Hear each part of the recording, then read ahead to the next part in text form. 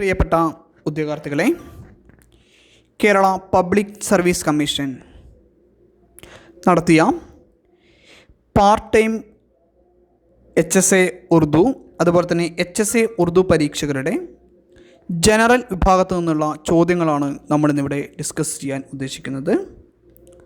തീർച്ചയായിട്ടും ഇത്തരത്തിലുള്ള ചോദ്യങ്ങൾ ഡിസ്കസ് ചെയ്യുന്നതിലൂടെ നിങ്ങളെ സംബന്ധിച്ചിടത്തോളം വരാൻ പോകുന്ന HSA പരീക്ഷകൾക്ക് ഇത്തരം ചോദ്യങ്ങൾ വരാനുള്ള സാധ്യത വളരെയധികം ഉണ്ട്. തീർച്ചയായും നിങ്ങൾ ഇത്തരം ചോദ്യങ്ങൾ പരിശീലിക്കേണ്ടതും വരുന്ന പരീക്ഷയ്ക്ക് ചോദ്യങ്ങളൊന്ന് ശ്രദ്ധിച്ച് പരീക്ഷയ്ക്ക് പോവേണ്ടതും അത്യാവശ്യമാണ്. കേരള പബ്ലിക് സർവീസ് കമ്മീഷൻ്റെ മറ്റ് ജനറൽ പരീക്ഷകളിൽ വന്ന പോലെ കാര്യമായ മാറ്റമൊന്നും ഹൈസ്കൂൾ അസിസ്റ്റൻ്റ് പരീക്ഷയ്ക്ക് വന്നിട്ടില്ല. ചില ചോദ്യങ്ങൾ സ്റ്റേറ്റ്മെൻറ്റ് ടൈപ്പ് ചോദ്യങ്ങളുണ്ട് എന്നതൊഴിച്ചാൽ. ആദ്യത്തെ ചോദ്യം നോക്കാം.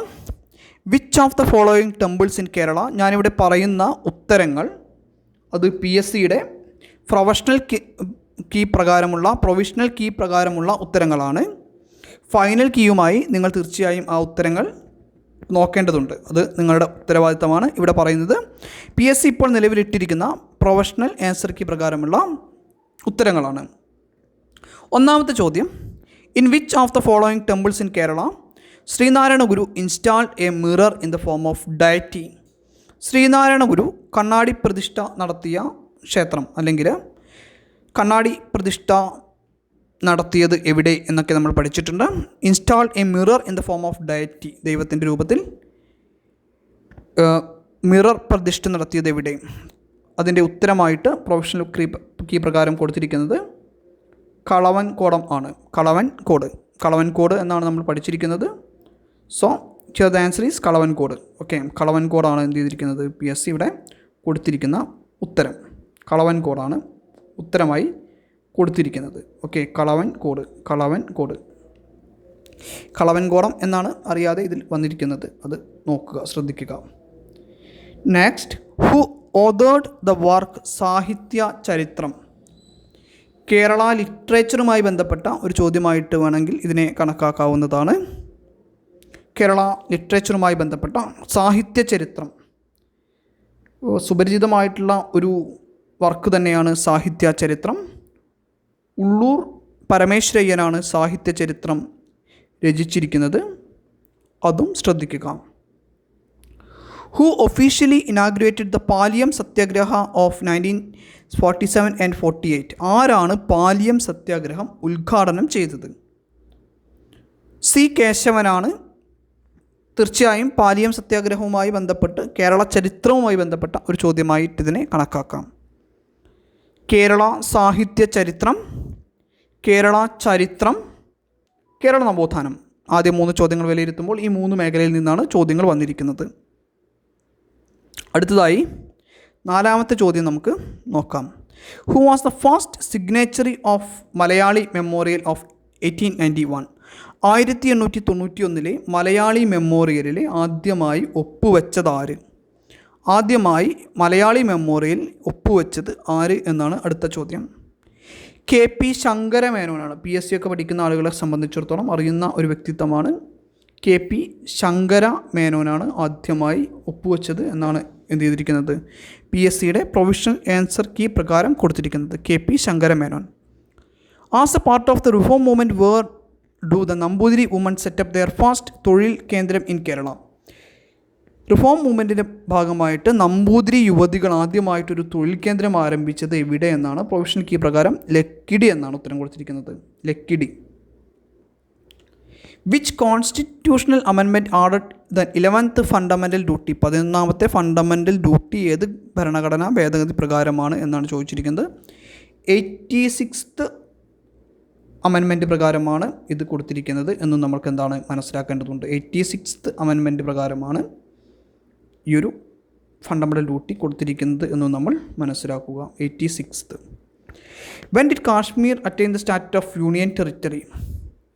കാശ്മീരിന് യൂണിയൻ ടെറിറ്ററി പദവി ലഭിച്ചതെന്ന് ചോദിച്ചാൽ 31 ഒക്ടോബർ 2019 31 ഒക്ടോബർ 2019 ഉത്തരമായിട്ട് വന്നിരിക്കുന്നത്. കാശ്മീരിന് അന്നാണ് UT എന്നുള്ള പദവി ലഭിച്ചത്. ഇത് കറണ്ട് അഫയേഴ്സുമായിട്ട് ബന്ധപ്പെടുത്തിയും അല്ലെങ്കിൽ കോൺസ്റ്റിറ്റ്യൂഷനുമായി ബന്ധപ്പെടുത്തിയും ഒക്കെയുള്ള ചോദ്യമായിട്ട് നമുക്ക് കണക്കാക്കാം.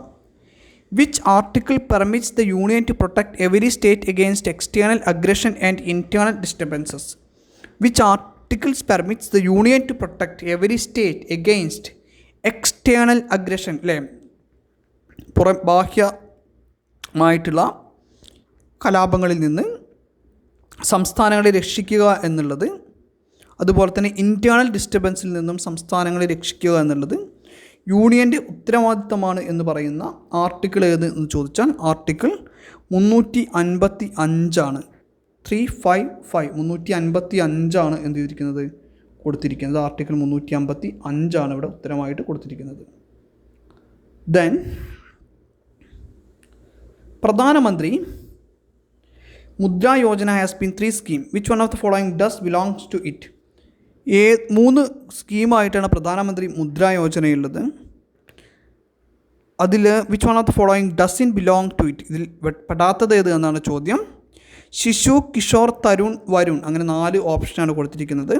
ശിശു loan up to 15,000, Kishore up to 5 lakhs, Tarun up to 10 lakhs and Varun loan up to 8 lakhs. അങ്ങനെ ഒരു സംഭവം അതിലില്ല. അതുകൊണ്ട് തന്നെ വരുണാണ് ഇതിൻ്റെ പ്രശ്നക്കാരൻ ആയിട്ടുള്ളത്, വരുണാണ്. Okay, Varun loan up to 8 lakh അത് മുദ്രാ ലോണിൻ്റെ വകുപ്പിൽ പെടുന്ന ഒരു സാധനം അല്ല. വരുൺ ലോണാണ് പ്രശ്നമായിട്ട് ഉള്ളത്.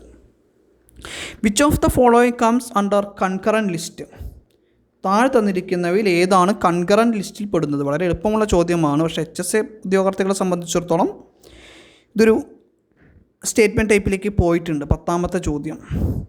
Education, forest, marriage, adoption. വിദ്യാഭ്യാസം, വനം, വിവാഹം, അഡോപ്ഷൻ, ദത്തെടുക്കൽ. ഇതിൻ്റെ ഉത്തരമായിട്ടുള്ളത് 1, 2, 3, 4 ഓപ്ഷൻ A ആണ് ശരി. ഈ ഒരു ചോദ്യം മാത്രമാണ് ഒരു സ്റ്റേറ്റ്മെൻറ്റ് ടൈപ്പിലേക്ക് ചെയ്തിരിക്കുന്നത് HSA പരീക്ഷകളിൽ പോയ ഒരു ചോദ്യമെന്ന് നമുക്ക് വിലയിരുത്താൻ സാധിക്കുക. ഓക്കെ, തീർച്ചയായും ഇത് നൽകുന്ന ഒരു സൂചന എന്താണെന്ന് വെച്ചാൽ വരുന്ന HSA പരീക്ഷകളിൽ നിങ്ങൾക്ക് സ്റ്റേറ്റ്മെൻറ്റ് ടൈപ്പ് ചോദ്യങ്ങളും പ്രതീക്ഷിക്കാം എന്ന് തന്നെയാണ്. Okay, which of the following programs envisaged to provide education opportunities for Kudumbashree woman? Kudumbashree വനിതകൾക്ക് വിദ്യാഭ്യാസ സൗകര്യങ്ങൾ വാഗ്ദാനം ചെയ്യുന്ന പദ്ധതി ഏത് എന്നാണ് ചോദ്യം. അത് SAMA SAMA എന്ന പദ്ധതിയാണ് ഇവിടെ ഓപ്ഷനിൽ പ്രൊഫഷണൽ കീയിൽ കൊടുത്തിരിക്കുന്നത്. Sumit Antil, who recently won a gold medal in the Tokyo Paralympics for India, is associated with which sports? Sumit Antil ഏത് കായിക വിഭാഗവുമായി ബന്ധപ്പെട്ടിരിക്കുന്നു എന്നാണ്. ജാവലിൻ ത്രോ ആണ് ഉത്തരം. Which Indian state launched a drone based afforestation project called Harabhara എന്ന് പറയുന്ന അഫോറസ്റ്റേഷൻ പ്രൊജക്റ്റ് തെലങ്കാന സ്റ്റേറ്റാണ് കൊണ്ടുവന്നിരിക്കുന്നത്. തെലങ്കാന സ്റ്റേറ്റാണ് അതിൻ്റെ ഉത്തരം. തെലങ്കാന സ്റ്റേറ്റാണ് ചെയ്തിരിക്കുന്നത് ഈ ഒരു അഫോറസ്റ്റേഷൻ സ്റ്റേറ്റ് കൊണ്ടുവന്നിരിക്കുന്ന സംസ്ഥാനം ഏത് എന്ന് ചോദിച്ചാൽ അത് തെലങ്കാന സ്റ്റേറ്റാണ്. തെലങ്കാനയാണ് അത് കൊണ്ടുവന്നിരിക്കുന്നത്. Then where is the international coconut community ICC based at? International coconut community അത് കറണ്ട് അഫയേഴ്സ് ചോദ്യമാണ്. എവിടെയാണ് എന്നാണ് ചോദിച്ചിരിക്കുന്നത്? ജക്കാർത്തയിലാണ്. Jakarta. The Communist Party of which country has celebrated 100th foundation year in 2021? ഏത് രാജ്യത്തെ കമ്മ്യൂണിസ്റ്റ് പ്രസ്ഥാനമാണ് 100ാം വാർഷികം ആഘോഷിച്ചത്? വളരെ എളുപ്പമുള്ള ഒരു കറണ്ട് അഫയേഴ്സ് ചോദ്യമാണത്. ചൈനയാണ് എന്നുള്ളത് ഒരുവിധം എല്ലാവർക്കും അറിയാം. 15 ചോദ്യങ്ങളായിരുന്നു ഈ HSA പരീക്ഷയിൽ ജനറൽ വിഭാഗത്തു നിന്ന് ഉണ്ടായിരുന്നത്. അതിൽ കറണ്ട് അഫയേഴ്സ് 1, 2, 3, 4, 5 കറണ്ട് അഫയേഴ്സ് ചോദ്യങ്ങളുണ്ടായിരുന്നു. കോൺസ്റ്റിറ്റ്യൂഷനുമായി ബന്ധപ്പെട്ട 5, 6 കറണ്ട് അഫയേഴ്സ് ചോദ്യങ്ങൾ വരെ നമുക്ക് ഉൾപ്പെടുത്താം. കോൺസ്റ്റിറ്റ്യൂഷനുമായി ബന്ധപ്പെട്ട് 4 ചോദ്യങ്ങളുണ്ടായിരുന്നു. കേരള നവോത്ഥാനവുമായും കേരള ചരിത്രവുമായി ബന്ധപ്പെട്ട് 1, 2, 4 ചോദ്യങ്ങളാണ് ഉണ്ടായിരുന്നത്. 5 ചോദ്യങ്ങളാണ് ഉണ്ടായിരുന്നത്. കേരള നവോത്ഥാനവും കേരള ചരിത്രവുമായി ബന്ധപ്പെട്ട 5 ചോദ്യങ്ങളാണ് ഉണ്ടായിരുന്നത്.